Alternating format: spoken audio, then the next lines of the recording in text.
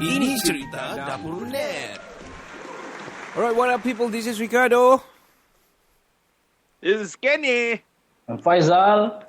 Kami dari Lagu Dari Langit Podcast dan ini adalah podcast yang pertama di Kota Merdu yang gila. Anyway, Kado yang gila, kami oke aja nih. Apa kau bilang? Apa? Telinga tuh, Pak. Anyway, okay. To tell everybody what is going on actually adalah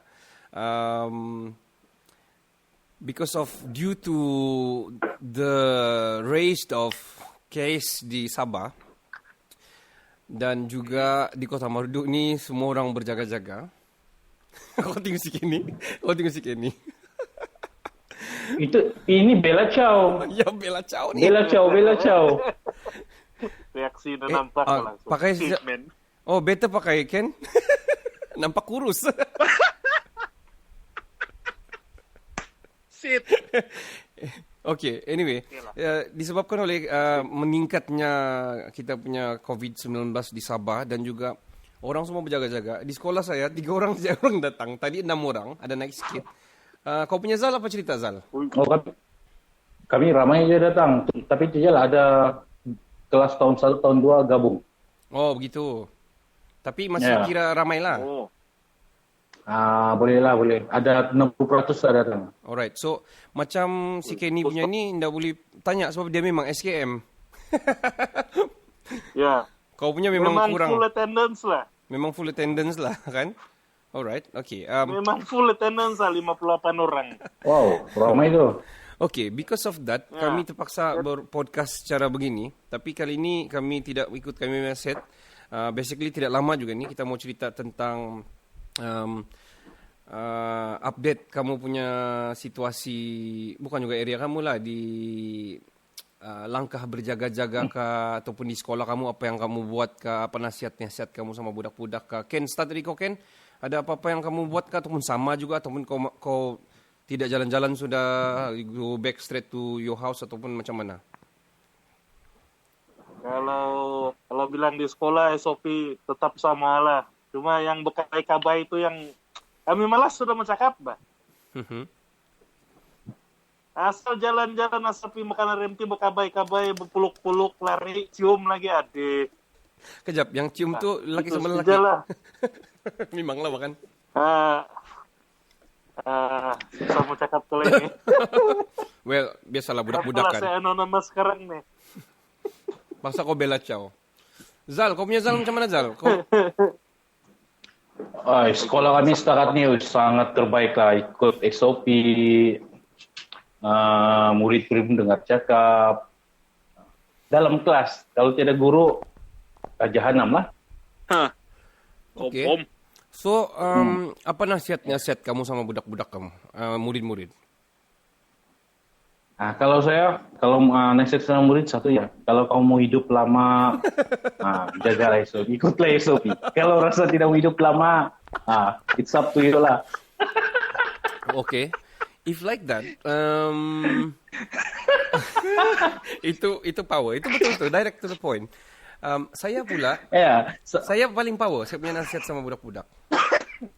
Saya bilang begini, okay, saya bilang hari ini 3 orang. Kalau boleh besok jangan datang 3 orang. Saya bilang begini, saya bilang tolong bagi tahu ibu bapa kamu, kalau kamu takut untuk pergi sekolah dalam keadaan merbahaya sekarang ni, jangan pergi sekolah, tiada masalah. Tapi bukan disuruh, nasihat saja, gitulah. Sebab bukan apa. To be frank, saya pun dalam keadaan risau sebenarnya on my part. Sebab macam isu yang sebelum ni lah, dorang Jaslan pergi Lampada, lepas tu Lampada bertugas SPR, and then ada orang yang konon-kononnya positif ataupun PUI di sana, mengundi, lepas tu adik dia pun kena, lepas tu begini-begini ceritalah. So disebabkan oleh itu kita terpaksa berpodcast begini. Instead sepatutnya kita boleh podcast syok-syok di sini macam biasa, vape on sambil kita minum-minum, makan sepatutnya nasi kuning kan. Tapi apa boleh buat, terpaksa. Itulah tuh nasi kuning. Okey, sudah ready itu sebenarnya. Tapi itulah, hopefully besok dorang punya result keluar. Kalau dorang negatif, we can kick off besok malam macam mana lah. Begitu cerita dia lah. Tapi rasanya negatif tuh. Ya, negatif je betul. Negatif tuh. Okey, kita cerita sikit pasal kes yang di Kota Marudu ni yang terus sampai mungkin tempat kamu kira macam suburban lah tempat kamu tu kan, tapi tempat kami ni kira di bandar lah ni kan, di tempat kami SK2 ni. Kami punya satu hari paling kurang yang kemarin 60 orang yang datang. Total lah. Oh. Full attendance Kalau orang? full attendance berapa? Full 300 lebih, 300 something, 345 kah begitu. So you guys imagine lah, kami punya attendance lebih kurang, kami average satu kelas 45 orang ke 50. So because of ini PKP kan, dorang dah mesti berjarak apa semua. Kelas kami besar, so masih boleh muat the whole murid. Cuma penjarakan dia tu dari bahu ke bahu lah, bukan meja ke meja. Dan bayangkan kalau satu sekolah 3 orang, paling banyak pun 9 orang, begitu saja. Nah, cubalah kira kalau kali 6. Wow. Bukan kali 6, kali 12. Senang sikit mengajar. Ya, senang sikit Okey mengajar. apa? Cuma bermaksud. Jadi tumpuan murid pun senang. Ya, cuma maksud dia, kita sudah ada langkah risau, ibu bapa sudah risau dan anak-anak dia dorang tidak mau ke sekolah sebab ada risau lah kan, begitu kan? So itulah siapa tidak risau. Aku sendiri pun cuti anaknya. ya kan? Betul. Cuti tuh cuti ya. Persoalannya begini. Daripada ada apa-apa kan? Dia punya persoalan begini, Ken. Azal. Bila saya ni secondary contact, sebab kira-kira dong Jaslan sama Tenten ni first contact lah. So, diorang ni kan urus-urus sana daftar, mungkin ada, walaupun diorang pakai mask apa semua tu, itu tidak menjanjikan apa-apa sebenarnya kan, berapa peratus yang boleh cover. So, bila saya tidak secondary menjanjikan kebahagiaan. Bila secondary contact ni, tiada dalam perkeliling perkeliling KKM yang membolehkan diorang dapat cuti ataupun kena kuarantin. So, diorang bagi tahu saya masa saya pergi, dia bilang, the doctor kasih tahu, memang tiada, so saya tidak dapat bagi kamu cuti. Tapi kamu boleh bincang dengan majikan untuk kamu berisolasi lah, isolate lah. Untuk isolate kau punya diri ni, dia bilang keluarga kau semua, jangan dulu 3 hari ni sementara tunggu keputusan, dia cakap. Tapi sekolah kita punya pula, JPN ni, ataupun kementerian kita, pun tidak boleh, dia bilang. Tidak boleh pergi sekolah, jaga jarak saja, dia bilang. Coba kamu fikir tu. Toing. Mungkin sebab sama kita kira masih okey. Dia tunggu ada macam 50-30 orang barulah lockdown. Jadi belum tu dia ada KPI sebenarnya aku rasa. Kalau satu orang gini okey lagi. Dia mau ramai dulu. Tunggu 2-3 orang. Dia mau ramai baru. Okey. Dia perlu macam tu. Okey. Mungkin juga, cuma apa yang berlaku di Lahdat tu, dorang panggil super spreader yang wave kedua ni, gelombang kedua ni. Apa yang berlaku di ada nama dia. Ya, di Lahdat tu Sempurna Tawau ni. Sebab secondary lah yang tidak dikasih bagi isolate quarantine. Pasal ini secondary yang kasih sampai. Contoh first contact, dia punya imunisasi dia kuat. Lepas tu dia tidak tahu dia bergejala. Lepas tu dia kena check lah, screening 14 hari. Tapi sebelum dia kena panggil, dia sudah pergi pasar, dia jumpa orang apa semua. Dia baik dalam 14 hari. Dia terkena orang tua ataupun yang berpenyakit, yang secondary contact, yang tiada kena panggil pun. Dan dia orang sakit dan palis-palis apa-apa lah. Dalam masa yang sama, yang secondary ini sudah spread juga. Pasal macam mana dia beli banyak, bukan daripada first contact saja, daripada secondary dan juga third contact, bagi saya lah. So, kalau saya, sepatutnya secondary itu pun kena isolate juga supaya menunggu keputusan yang siapa yang dorong jumpa daripada first contact. Apa pendapat kamu? Saya rasa betul lah, ngam juga lah begitu. Sebab risiko dia sama juga dengan first contact dengan second contact, sama juga spreading dia. Betul. Mana tahu dia positif dulu sudah kena quarantine, baru mencari yang kontak, matilah semua lah kena. Ya, betul. Kau Zal, kau rasa apa pandangan kau Zal? Kalau yang macam ikut yang mula-mula dulu, PKP awal dulu, siapa ada kontak semua kena kan? dia ada setiap kawasan dia ada sediakan tempat quarantine kan. Mungkin dorong mau hilangkan ini. Dorong takut balik pergi PKP lah rasanya. Jadi dorong pun coba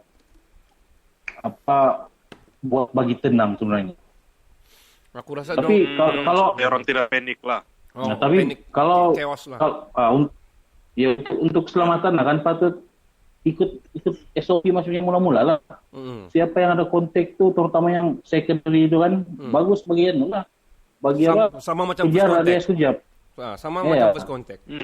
Itulah macam previous video sebelum ni, saya bagi tahu cadangan kepada KKM sebaiknya secondary contact tu pun isolasi untuk at least selepas keluar result itu yang first contact tu, macam saya secondary Jaslan tu first contact. Dorang dapat cari result dorang negatif.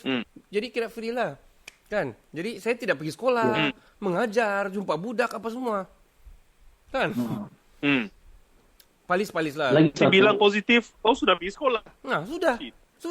Macam mana? Bayang. Okay, kalau orang Jaslan semua dengan si Tenden itu positif, maksud dia kau ni pun boleh jadi penyebar. Ada kemungkinan. Ya, itulah. Jadi sekarang yang 60 orang murid yang sehari-hari ada di sekolah kamu itu pun tidak mau. Lain guru. Nah. Ya, lain lagi. Sekali dengan guru besar kamu lah cek. Actually, Okey juga. Dia punya point of view satu. Pertama, takut jadi penyebar. Kedua, apa perasaan kau mau mengajar dalam keadaan yang mungkin aku positif nih. Coba kau bayangkan. Dengan ada budak kecil lagi. Tidak tenang kau gila. Ya. That's why lah saya cakap. Saya pun tidak tenang, semua pun susah. Itulah. Ini semua ni Ini semua ni kan bohong. No edge, No edge, bukan bohong. No edge, bohong. That's a good song actually. Okay, kita keluarlah dari subjek ni sebab sebenarnya ini sensitif punya isu. Sebab pertama sekali kita tidak boleh salahkan guru besar. Sebab guru besar ikut SOP daripada PPD. Garis panduan PPD. PPD pula ikut garis panduan daripada kementerian. Kementerian pula ikut daripada KKM. Kan? Cumanya KKM pula ikut kepada Menteri Donald Trump. Well, okay. Kamu sudah tengok debat dia sama Biden. Baru tadi kerja kau tengok. Kamu tengok nanti gila mau bergaduh saya dorong tak. Okey, kita lari sikit topik sepatutnya dalam subjek kita tu yang sepatutnya kita shoot last Monday itu cerita pasal kerajaan baru kan? Ya, betul. Kan? So, kita cerita sikit sebelum kita end up kita punya conversation lah. Kita tidak perlu panjang sangat untuk kita punya ni. Hopefully besok dapat result dorong Jaslan, dorong negatif, kita boleh kick off nasi kuning. So, apa pandangan kamu? Kita start dengan Ken. What is your opinion about this new government diketuai oleh Dato' Hajiji? Khusus Sabah je lah kan? Ya, khusus Sabah saja. Sabah aja lah. Sebenarnya kan kalau bilang kerajaan baru ni kan yang bikin ketawa saya ini sibuk saja, itu saja. Bukan saya mau cakap apa-apa lah. Tapi Haji Jinor saya dengar dari kawan-kawan semua kan okey ba dia. I was hoping for Masidi tapi dia never mind lah. Betul. I was hoping for him lah. Tapi apapun saya harap yang terbaik saya daripada dia orang lah. Okay. PN whoever harap-harapnya baik lah. Okay. Zal, apa pandangan kau Zal? Jangan kau buat parody si Bung Pak. Tak boleh sebut pula itu. Untuk apa itu new government ni kan aku tengok tidak apa-apa pun yang istimewa. Tidak. Sebab aku tengok yang kerajaan baru ni kan lebih rapuh aku rasa. Sebab kenapa? Dia punya apa itu angkat sumpah pun dia tertunda-tunda. Itu first. Second dia perubahan portfolio tu. Yang third dia timbalan ketua menteri tetap jawatan. Jadi nampak sana dong tiada keseragaman. Wow, keseragaman. Okay. Nampak betul lah. Jadi aku tengok kerajaan ni kalau dong tidak cepat atas benda kan, dia akan lebih cepat tenggelam berbanding warisan lah. Okay. Ya. Nampak sana dorang tidak sepakat. Tidak sepakat. Masing-masing ada udang di sebalik batu. Bagi Ya, secara ada kasar agenda lah, sendiri. ada agenda sendiri. Secara kasar lah, dong tidak serati sejiwa lah macam kita ni. Itu je lah, simple. Ya. Kita tunggulah end of this year lah macam mana keadaan dia. Alright, Ya, okay. betul. Pandangan saya pula kabur-kabur. Okay, my point of view kerajaan baru ni, kita cerita beginilah. Diorang ni sudah pernah pegang pun sebelum ni, pernah jadi di kementerian, di menteri di persekutuan pun pernah, macam Haji Ji pernah dengan Ghaffar Baba dulu, setiausaha kepada Ghaffar Baba dulu. Dan kalau Bung Mokhtar pun lantang di parlimen. Dan bagi saya Haji Ji is okay. Bung Mokhtar tu memang itu sudah perjanjian GRS kan, gabungan. Apa boleh buat? Ya. Tapi saya sebenarnya berharap juga Mas Sidi sebenarnya, sebab dia punya background clean, kira clean lah kan. Kira Betul. saya sama dia pun Bersih. saya punya event-event yang saya buat dulu, dia datang. Kalau dia tak dapat datang, dia suruh orang ganti di bawah dia punya timbalan. Dan dia tak pernah support semi event. Bagi saya dia turun padang. Kadang-kadang dia bawa minum-minum kopi lagi tu kalau dia. So Haji Ji ni pula, Respectful bang. yeah, very respectful. Haji Ji ni pula, dia ni he's an uncle to me, sebab dia orang ni second batch datang pergi US dulu. Dan my dad first batch. So susah, dia dukung lagi saya. You know, kami memang kira rapat lah kan. So kalau by background pun dia pun okey. Bagi saya beginilah, dari segi kerajaan sepenuhnya ni lah Sabah ni.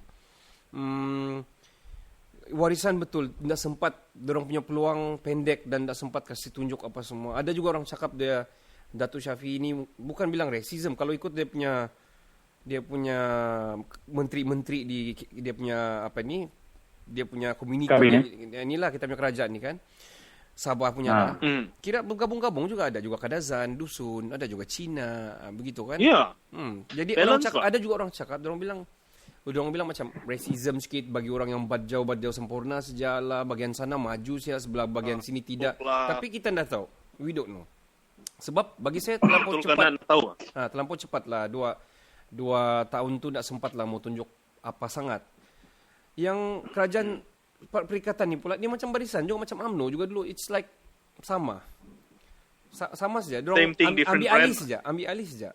Dan whoever pun, siapapun, kita tetap akan sokong as for kita punya status sebagai penjawat awam. Cuma mungkin ada benda-benda yang kita boleh suarakan, cadangan-cadangan yang kita perlu utarakan lah kan untuk Sabah sebenarnya. Sebab kita punya podcast pun banyak cover apa yang kita perlu di Kota Marudu, macam mana sistem pelancongan di Kota Marudu, macam mana sistem belia di Kota Marudu, pengangguran di Sabah macam mana kan. Jadi mungkin benda-benda tu kita boleh bawa di podcast kita untuk bincang lebih lah, supaya kita tidak tersisi cadangan-cadangan yang bawahan ni, macam orang-orang marhain macam kita ni lah kan. Betul. Alright, okay. Satu lagi lah. Kalau boleh tanya sama gabungan kita sekarang ya, terbaru sekarang, apa yang kamu mau tanya? Okay.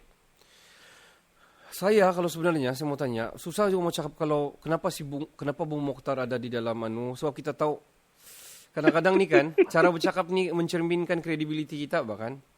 Saya tahu dia seorang saya tahu dia ni seorang bapa yang bagus, suami yang baik. Kalau tengok-tengok dia punya isteri punya post-post ataupun YouTube ke apa, dia memang bapa yang bagus, satu ketua keluarga yang bagus. Cuma bila kita nampak di parlimen macam mana dia bercakap, kadang-kadang sukar juga kita bukan kita mau judge lah, tapi menampakkan kredibiliti seseorang itulah sebagai wakil rakyat lah kan.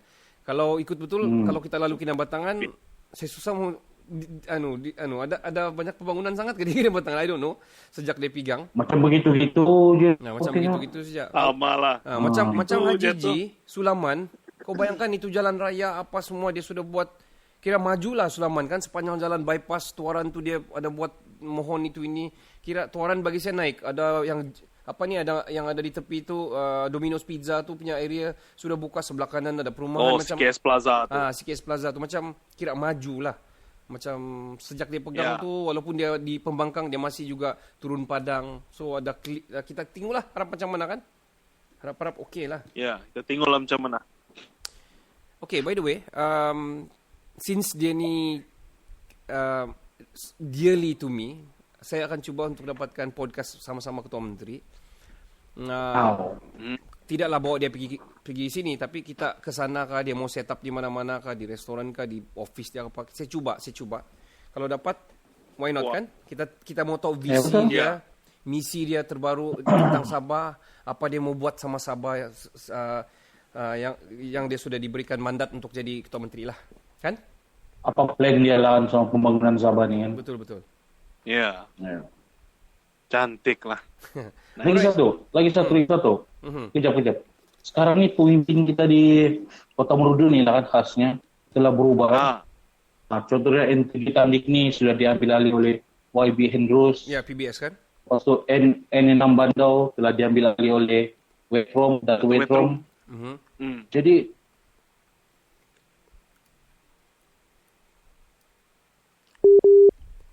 Jap Zal, reconnecting kau Zal. Oh, reconnecting. Ini satu masalah yang government perlu cek. Kawasan yang kurangnya line yang bagus. Line coverage. Coverage. Kan kita pernah bincang juga pasal ni. Coverage. Ya, betul. Zal, what is wrong, Zal? Kami. Nah, putus Drop. dia. Kau pun terbalik pergi. Terus kau pun terbalik. Kau pun terbalik sama saya. I see.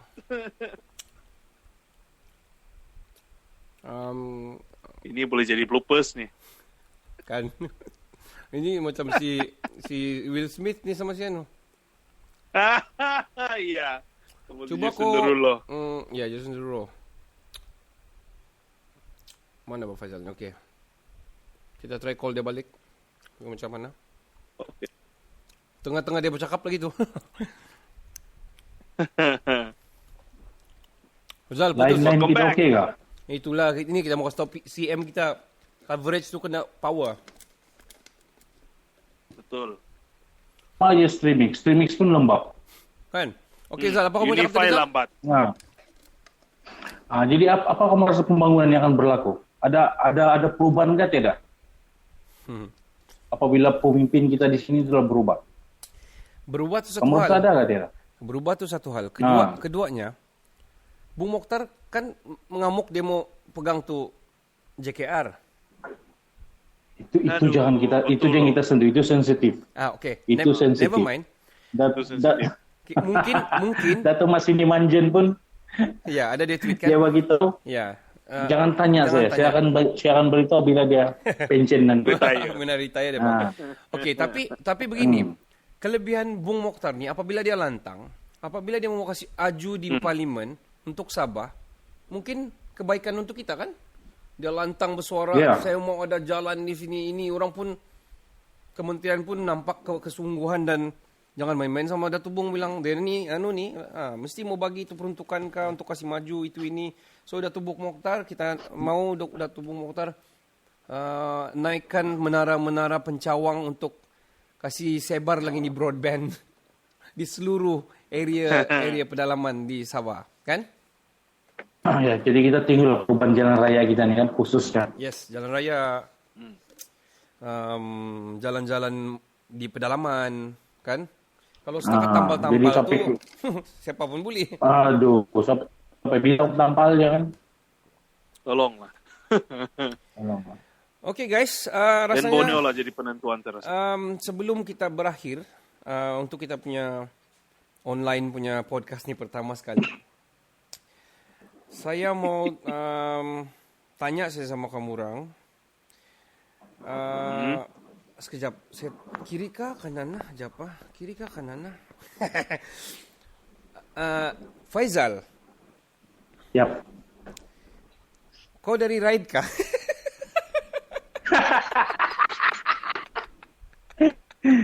Sebenarnya tadi rambut serabut. Jadi pakainya ya. Oke.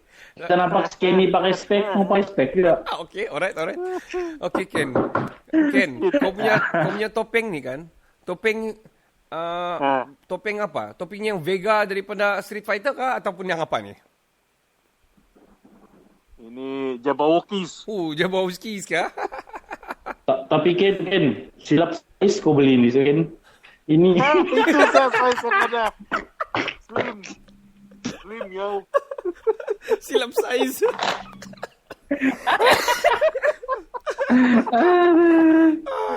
Bodoh. Aduh. Oke. Patutlah dah dengar tadi. Ada ini. Sebenarnya kan ini kan anak saya capai ni kan, dia grab ni kan, dia nak mau kasih lepas lagi. Ini kan ada lampu-lampu ni tahu nak sih? Disco. Yo, bling yo. Okay, I think guys, itu saja. Sebelum saya berakhir, Alright. saya mau tanya saja, apa movie terakhir kamu tengok? movie terakhir. Kejap, ada Piramli pula ni. Selamat pengantin baru. Semalam saya lihat apa tuh? Okay. Saya lihat apa itu? Pendekar Bujang Lapuk. Pendekar Bujang Lapuk. Oh, one of my favorite. Okay. Kau kan Boring sudah tengok movie terbaru ni kan. Mau tengok movie lama-lama. Best pula tengok. Pendekar Bujang Lapuk mu 2 jam lebih kan, gila betul. Lama. Itulah, tapi best lah. Best. Tapi memang best. Ken, kau tengok apa latest? What is your latest movie? Latest movie lama saya tengok. Saya tengok balik Andromeda. Kalau kamu ingat TXN dulu tu. Andromeda? Wow. Ya. That's an old Fikir school. tiba-tiba ni, Cerita apa tuh? Old school. TXN dulu. Apa tu? Ada siapa tu yang buat otak Hercules dulu tu, yang Siri tu? See? Oh itu. Ya. It's too old school sampai kita Boleh tak tahu lah. nama dia.